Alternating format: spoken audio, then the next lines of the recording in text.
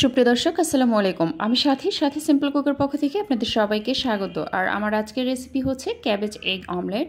তো চলুন দেখে নিই মূল রেসিপিটি। ক্যাবেজ এগ অমলেট তৈরির জন্য এখানে আমি নিয়ে নিয়েছি ক্যাবেজ অর্থাৎ বাঁধাকপির কুচি সামান্য পরিমাণ, আর এর সাথে দিয়ে দিচ্ছি একটা ডিম, সেই সাথে অ্যাড করে দিচ্ছি একটা পেঁয়াজ কুচি,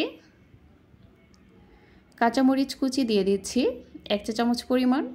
আমি 2টা কাঁচামরিচ কুচি নিয়েছি, আপনারা পছন্দ মতো মরিচের পরিমাণটা একটু বাড়িয়ে বা কমিয়ে নিতে পারেন। আর সেই সাথে এড করে দিলাম কালো গোলমরিচ গুঁড়া সামান্য পরিমাণ।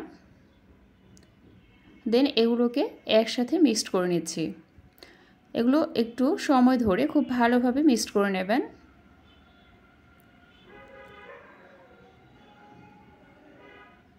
আমি 2-1 মিনিটের মতো এভাবে সুন্দরভাবে মিশিয়ে নিয়েছি চামচের সাহায্যে। দেন চলে যাচ্ছি চুলায় একটি প্যান বসিয়েছি, আর এতে দিয়ে দিলাম সরিষার তেল। আপনারা চাইলে এতে সয়াবিন তেলও ইউজ করতে পারেন। দিয়ে তেলটা গরম হয়ে আসলে দিয়ে দিচ্ছি ডিমের সেই মিশ্রণটা। আর এতে আমি লবণ দিতে ভুলে গিয়েছিলাম, তো এইখানে এ পর্যায়ে এসে আমি সামান্য পরিমাণে লবণ অ্যাড করে দিলাম, দিয়ে একটু মিক্স করে নিলাম। তেলটা গরম হয়ে এসেছে, এখন ডিমের এই মিশ্রণটা তেলের উপরে ছেড়ে দিলাম, দিয়ে চামচের সাহায্যে একটু ছড়িয়ে নিচ্ছি।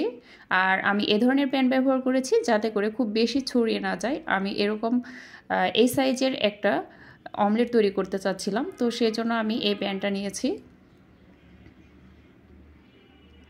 দেন ঢাকনা দিয়ে ঢেকে 30 সেকেন্ডের মতো রেখেছিলাম, তারপর ঢাকনা উঠিয়ে একটু উল্টিয়ে নিলাম। এক পাশটা হয়ে গেছে, অপর পাশটাও সেমভাবে আমি কুক করে নিচ্ছি।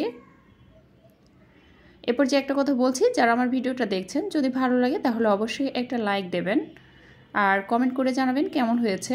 যদি ভালো লাগে তাহলে অবশ্যই ফ্রেন্ডস ফ্যামিলির সাথে শেয়ার করবেন, আর আমার চ্যানেলটাকে সাবস্ক্রাইব করে অবশ্যই পাশেই থাকবেন।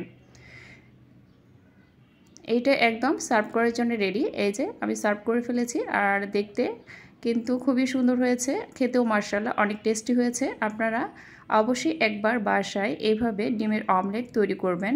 আশা করছি পরিবারের সবাই, বাচ্চা থেকে বড় সবাই অনেক পছন্দ করবে।